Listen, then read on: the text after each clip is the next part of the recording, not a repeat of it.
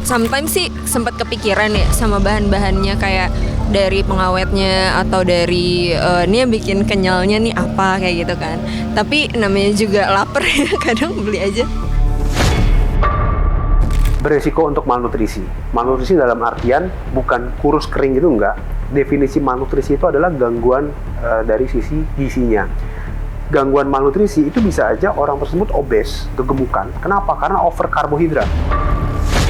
Boraks ini sangat berbahaya ya, terutama bagi kesehatan manusia, karena sebetulnya boraks ini peruntukannya bukan untuk manusia, tapi untuk membunuh kecoa atau membunuh desinfektan atau membunuh serangga.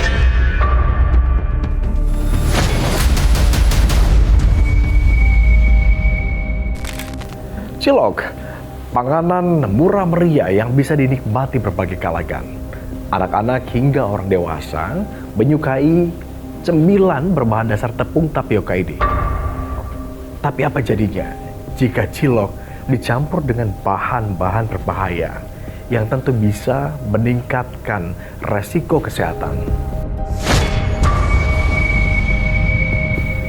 Selama 30 menit ke depan bersama saya Agung Hardiansyah, kami akan ajak Anda menelusuri jejak nakal para pedagang cilok yang mencampur dengan bahan-bahan berbahaya.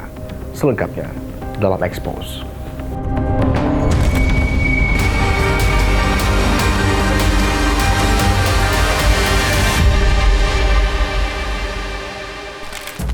Cilok telah menjadi panganan lintas generasi yang melewati berbagai inovasi.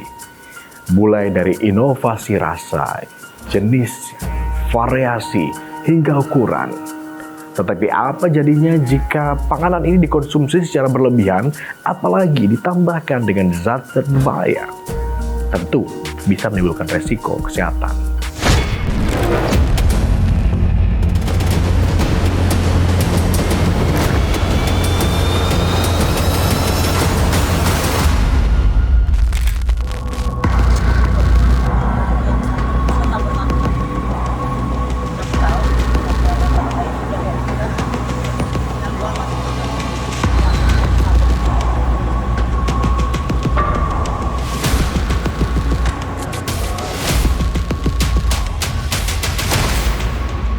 Siapa yang tak suka mengkonsumsi cilok? Makanan berbahan baku Aceh ini telah menjadi konsumsi sehari-hari masyarakat. Bahkan tak jarang yang menjadikan cilok sebagai makanan pengganjal kala lapar Belanda. Namun apa jadinya jika cilok yang beredar di pasaran menggunakan bahan kimia berbahaya yang dapat mengganggu kesehatan?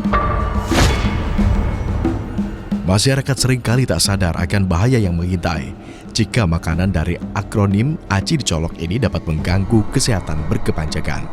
Apalagi, seiring dengan popularitasnya, pedagang cilok mudah ditemukan di setiap sudut lingkungan tempat tinggal. Mulai dari penjual cilok rumahan, keliling, hingga yang mangkal di pinggir jalan. Tambah lagi, cilok memang identik dengan bumbu kacang. Namun beberapa pedagang juga menawarkan cilok dengan kuah layaknya bakso. Kalau untuk jajan ya lumayan sering sih, karena kan memang harganya kan kalau untuk di jalan itu lebih murah ya, jadi lebih murah terus lebih menggiurkan juga gitu, lebih enak gitu, makanya kadang-kadang lebih memilih si yang di jalan gitu. Ya lumayan sering sih menurut aku, kayak sekitar ya bisa 3 atau 4 kali dalam semingguan gitu ya, sering, lumayan sering. Cilok sering, karena emang enak kan cilok maksudnya gitu, jadi lebih sering juga. Seberapa sering sih jajan-jajanan kaki lima terutama cilok? Lumayan sering sih, iya.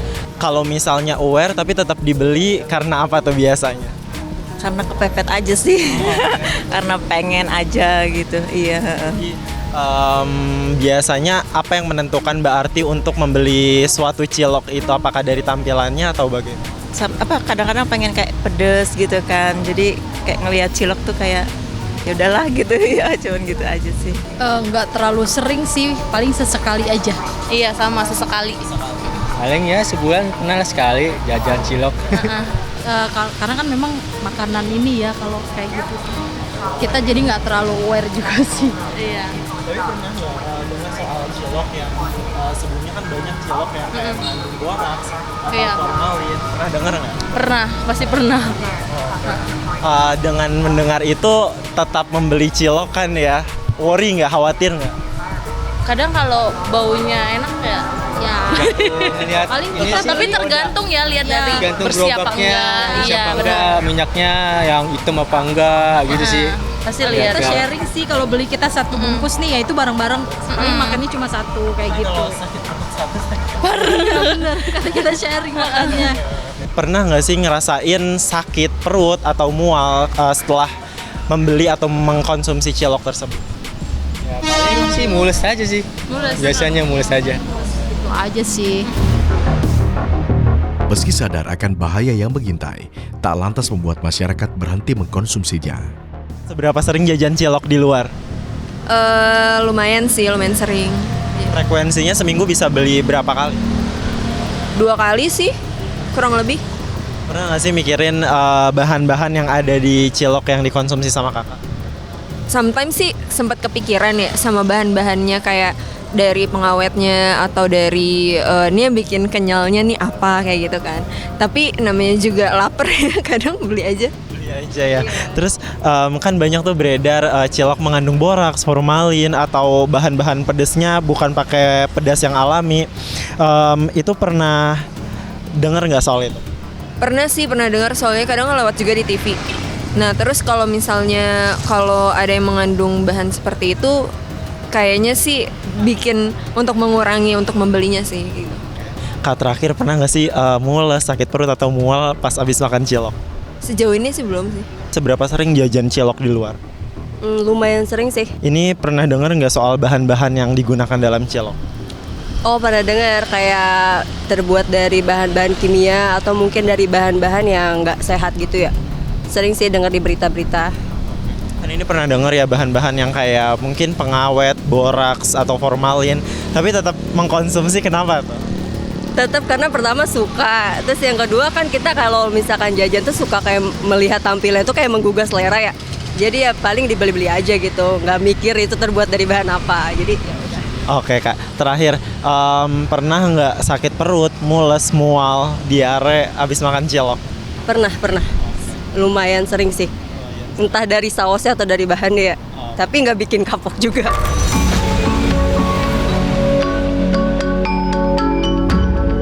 Cilok telah berkembang menjadi jajanan lintas generasi. Siapapun bisa mengkonsumsi. Hingga orang dewasa tak luput dari pengalaman pernah mencicipi kenyal dan gurihnya cilok. Beresiko untuk malnutrisi. Malnutrisi dalam artian bukan kurus kering gitu enggak. Definisi malnutrisi itu adalah gangguan dari sisi gizinya. Gangguan malnutrisi itu bisa aja orang tersebut obes, kegemukan. Kenapa? Karena over karbohidrat. Karena kan tadi kita udah bahas ya, ada cilok itu bahan bakunya karbohidrat, jadi konsumsi terus gitu ya dengan karbohidrat lain. Karbohidrat intake sangat tinggi, tapi yang berlebih kalorinya itu adalah dari karbohidratnya doang.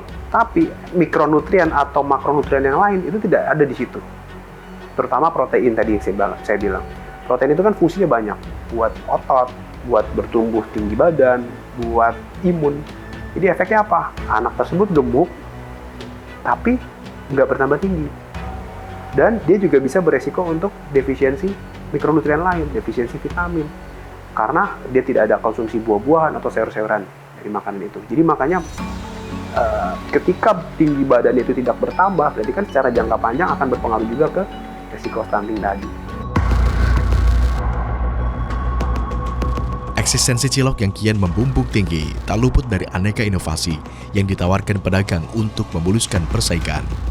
Meski bahan dasarnya adalah aci atau tepung tapioka, tak jarang pedagang yang menambahkan potongan kecil daging ayam atau daging sapi dalam bola-bola cilok.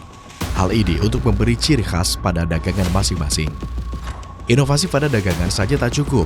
Demi melipat gandakan keuntungan dan untuk menghindari kerugian karena dagangan yang tak laku, aksi curang sering kali jadi opsi. Tindakan paling mudah untuk mencurangi pembeli adalah menambahkan bahan baku dengan pengawet tambahan untuk menghindari pembusukan seperti menambahkan formalin, boraks, atau natrium untuk meningkatkan cita rasa. Kalau misalnya kita ngomongin natrium, itu nggak semua orang dewasa ya, berarti anak remaja itu juga pasti merasa itu makanan gurih terus, aus terus. Nah itu hati-hati tuh, kalau misalnya kita makan itu kok jadi aus terus gitu ya, itu biasanya natriumnya memang sangat tinggi. Kalau kita konsumsi sangat berlebih, berarti kadang-kadang punya keluhan ya, efeknya ke sakit kepala juga. Dan yang harus diingatkan juga, ketika anak-anak itu sudah terpapar dengan makanan tinggi natrium yang gurih-gurih itu, biasanya dia akan cenderung menghindari makanan-makanan yang kurang berasa. Nah, itu jadi masalah muncul lagi tuh. Kadang-kadang jadi orang tua, anaknya lah picky eater lah, karena makanan dia nggak mau gitu ya. Kenapa? Karena sehari-hari terpapar dengan makanan yang sudah tinggi natrium yang gurih-gurih itu lagi. Nah, itu kan jadi problem lagi nanti. Jadi anaknya jadi susah untuk tumbuh, jadi tambah tinggi badannya jadi susah. Kenapa? Karena cilok itu kan isinya adalah karbohidrat. Ketika dia makan itu perut udah keisi, dia nggak mau makan yang lain, protein jadi tidak terpenuhi dengan baik. Efeknya nanti masa ototnya kurang, tinggi badannya juga jadi kurang bertambah. Efeknya jadi berkepanjangan kalau kita setiap hari mengkonsumsi itu terus. Secara kasat mata, sulit mengenali adanya tambahan bahan berbahaya pada makanan, khususnya cilok. Namun dengan kejelian dan ketelitian, mata awam dapat membedakan makanan yang memiliki kandungan kimia berbahaya di dalamnya. Penggunaan zat berbahaya seperti boraks telah dilarang sejak lama. Berdasarkan Peraturan Menteri Kesehatan Nomor 722 Tahun 1988, penggunaan boraks dan formalin merupakan bahan beracun yang tidak boleh digunakan untuk bahan tambahan pangan. Untuk membuktikan ada tidaknya praktik culas, tim Expos kemudian mencoba menemui beberapa pedagang cilok. Namun, sebelum bergerak, tim Expos mampir ke pasar tradisional untuk membeli boraks dan mencari bukti apakah masih ada pedagang yang memperjualbelikan pengawet kayu itu. Mas, permisi jual kayak pengawet gitu nggak? Pengawet. Kayak formalin. Tukang plastik ya biasanya. Makasih. Ibu Messi, Bu jual kayak pengawet gitu nggak buat makanan? Pengawet makanan nggak ada. Nggak jual ya? Formalin nggak jual? Enggak. Oh, makasih ya. Tim Expos menanyakan pada beberapa pemilik kios kelontong, namun tak satu pun yang mengaku menjual boraks. Messi, jual pengawet nggak bang? Nggak jual ya? Makasih ya. Tim juga mendatangi toko bangunan. Apakah bahan kimia yang seharusnya digunakan sebagai pengawet kayu ini masih jamak diperjualbelikan dan masyarakat mudah memperolehnya? Jual formalin nggak? Nggak jual, thank you ya. Pedagang yang menjual bahan pengawet baik boraks maupun formalin ternyata tidak ditemukan. Lantas benarkah penggunaan boraks sebagai pengawet makanan telah mencapai titik akhir? Tim Expos kemudian bergerak mencari pedagang cilok di beberapa lokasi tempat penjual cilok biasa mangkal untuk mencari tahu apakah masih ada pedagang usil yang menggunakan pengawet yang juga dapat digunakan sebagai pengusir serangga ini. Beberapa kali mencoba mendekati pedagang cilok, namun sebagian besar enggan memberikan pernyataan secara terbuka. Bahkan sebagian memilih diam, sebagian lagi menolak ditemui kamera. Campur tahu boleh? Yang satu cuma campur tahu kan? Campur tahu? Campur tahu sudah ya? Sudah. Yang dua apa semua tahu? Yang satu aja campur tahu.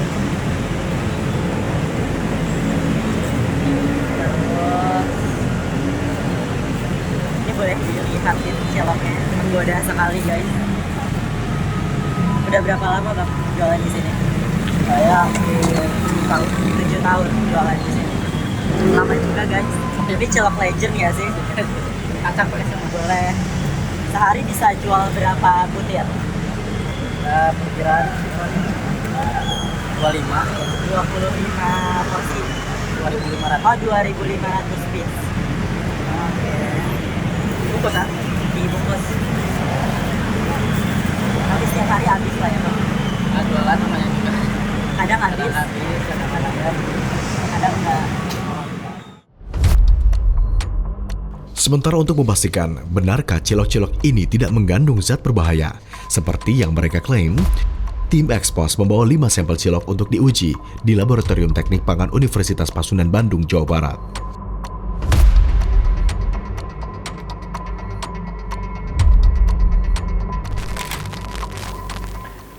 Coba mengurai kejujuran para pedagang cilok, Sampel-sampel yang terkumpul dari berbagai wilayah kemudian dibawa tim Expose untuk melalui pengujian secara kimia. Bagaimana hasilnya? Simak selengkapnya usai jeda. Tetap bersama kami di Expose.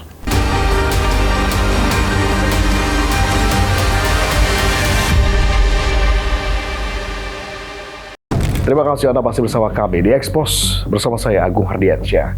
Sebetulnya ada cara mudah untuk mengidentifikasi keberadaan zat berbahaya boraks di dalam sampel makanan.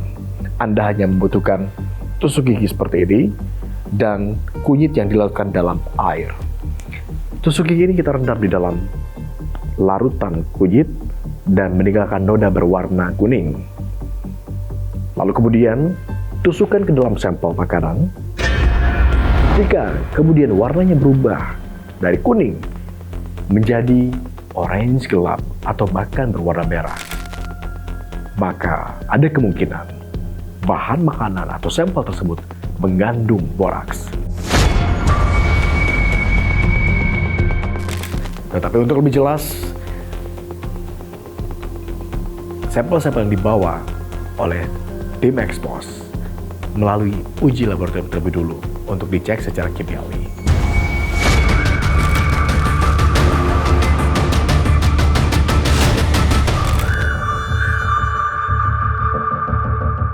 Sebelumnya, tim mencoba mengorek informasi penggunaan boraks pada cilok kepada pedagang-pedagang cilok. Bahkan, tim juga mencoba menelusuri pasar untuk membuktikan masihkah ada peredaran boraks. Namun tak satupun pedagang yang menjualnya secara terbuka. Ada kemungkinan boraks beredar secara tersembunyi dan tidak dijual bebas. Karena itu, kelima sampel pun diuji di Laboratorium Teknik Pangan Universitas Pasundan Bandung, Jawa Barat. Mengejutkan, dari kelima sampel yang diuji, 2 diantaranya ternyata positif menggunakan garam bleng atau boraks.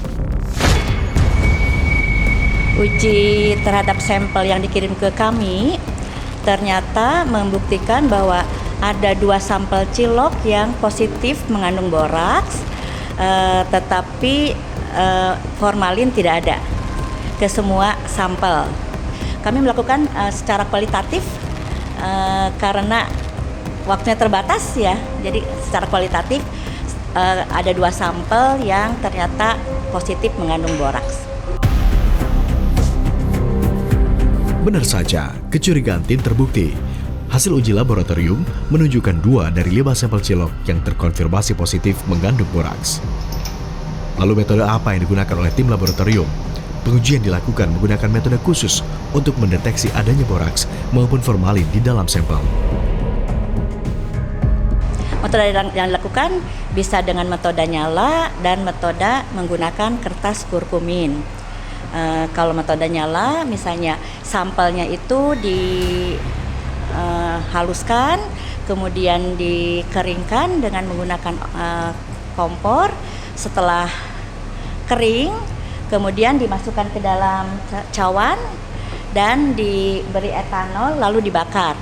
Apabila warna apinya berwarna hijau, maka itu positif mengandung boraks. Tapi apabila warna apinya standar aja, warna biru atau warna merah, berarti tidak mengandung boraks gitu. Begitupun dengan formalin. Pertanyaan kemudian muncul, bisakah konsumen awam membedakan makanan yang mengandung boraks atau tidak? Ternyata ada ciri-ciri yang dapat teramati secara kasat mata oleh kaum awam dengan menggunakan metode sederhana. Sebetulnya bisa dengan secara visual atau secara organoleptik, cara membedakan bahwa senyawa atau zat bahan ini mengandung boraks dan tidak. Bisa dengan ditekan misalnya atau teksturnya ditekan. Kalau teksturnya lembek atau lembeknya itu normal, berarti itu tidak mengandung boraks. Hanya kalau teksturnya sangat keras, berarti itu mengandung boraks. Yang kedua, bisa dengan melihat warnanya. Biasanya kalau yang mengandung boraks, bahan atau sesuatu yang mengandung boraks, warnanya lebih pucat. Kayak misalnya kalau kita lihat bakso atau cilok misalnya di pasaran, kalau warnanya terlalu pucat, itu harus dicurigai. Itu pasti ada sesuatu ya. Kalau normal saja pastinya itu tidak mengandung boraks. Tergoda akan harga yang murah, oknum pedagang nakal mengira perbuatan mereka tak ada konsekuensinya. Padahal, jika dikonsumsi berlebihan dan dalam jumlah banyak, makanan mengandung boraks bisa memicu gangguan kesehatan serius hingga kematian. Jadi kalau kita ngomongin ciloknya itu sendiri ya, selain ada tambahan si borak atau formalin, biasanya kan karena kalau kita makan seperti itu, nanti jadi sakit perut, jadi sakit mah, jadi diare gitu ya, jadi mencret-mencret terus. Itu efek dari konsumsi borak atau formalin yang berlebih tadi. Tapi selain itu, kenapa cilok itu saya enak gitu berasanya? Karena ada tambahan penyedap juga yang tinggi natrium, yang bikin rasa itu jadi lebih gurih gitu ya. Dan tinggi natrium itu kadang-kadang juga bisa bikin kondisi orang itu intake natrium jadi sangat tinggi, dan kadang-kadang efeknya itu dirasakan seperti sakit kepala, yang orang suka sebut sebagai Chinese food syndrome gitu ya. Tapi sebenarnya itu adalah efek natrium yang mendadak sangat tinggi intake-nya, dan apabila itu dikonsumsi secara terus-menerus, natrium intake-nya kan sangat tinggi. Pada di kemudian hari dia juga akan berdampak ke hipertensi atau darah tinggi juga. Itu hati-hati di situ. Boraks ini sangat berbahaya ya, terutama bagi kesehatan manusia, karena sebetulnya boraks ini peruntukannya bukan untuk manusia, tapi untuk membunuh kecoa atau membunuh desinfektan atau membunuh serangga. Hanya saja biasanya orang awam tidak tahu bahwa boraks itu berbahaya bagi manusia. Mereka membeli hanya karena harganya murah dan sebagainya atau mudah didapat. Tapi sebenarnya dilarang atau tidak boleh boraks ini. Bahayanya tuh misalnya kalau sedikit terasa itu dengan muntah, mual, dan diare. Lalu kalau dosisnya agak banyak, itu bisa jadi gangguan pada ginjal, gangguan pada hati, dan bahkan gangguan pada sistem saraf. Dan kalau lebih banyak lagi, misalnya dikonsumsi dalam waktu lama dan dalam jumlah yang banyak, maka lebih fatal lagi, yaitu menyebabkan kematian.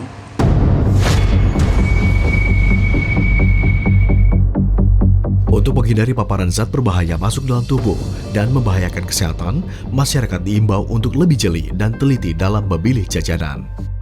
Untuk himbauan kepada masyarakat, sebaiknya kita memilih pangan yang kalau secara visual mungkin warnanya jangan terlalu pucat, lalu kalau lamanya juga jangan terlalu awet, terlalu lama awetnya.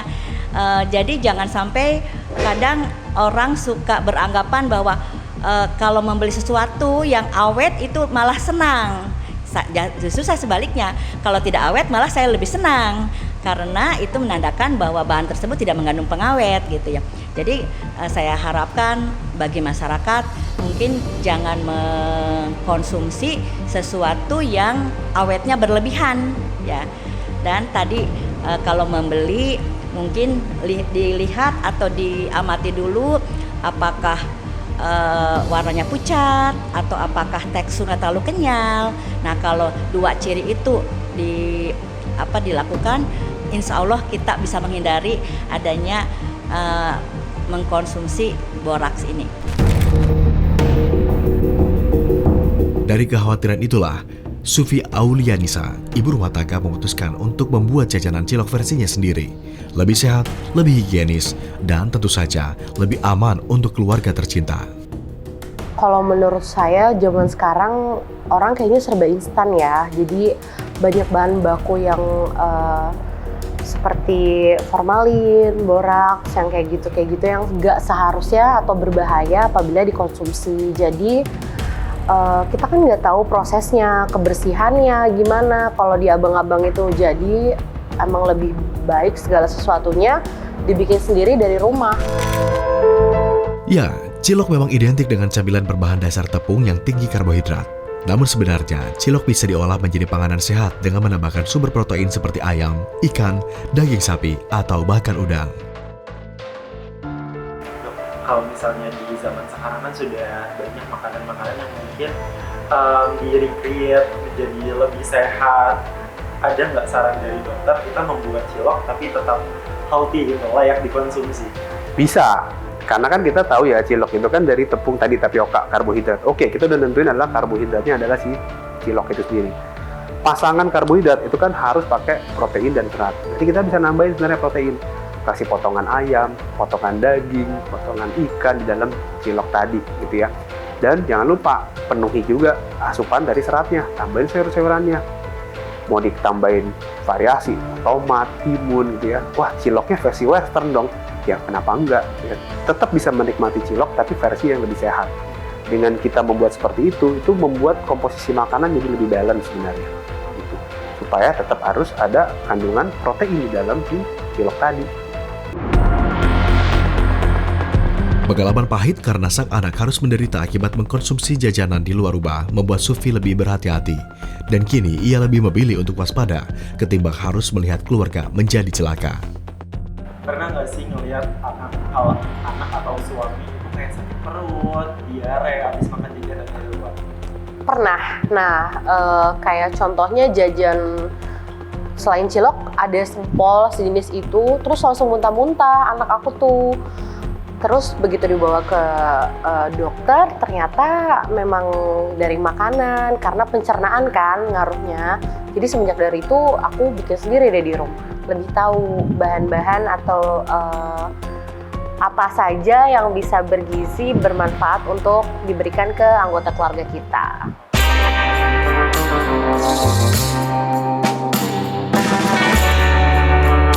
Sebutlah boraks atau garam blank atau natrium tetraborat.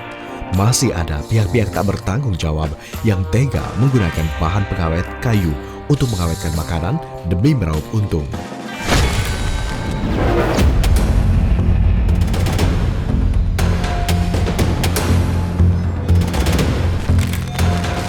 Meski sebuah pedagang membantah gunakan pengawet buatan dalam panganan yang mereka jual, temuan bahwa 2 dari 5 sampel yang diuji skala laboratorium mengandung boraks menjadi gambaran bahwa para pelaku nakal yang mencampur bahan berbahaya terhadap panganan yang dijual ada di sekitar kita.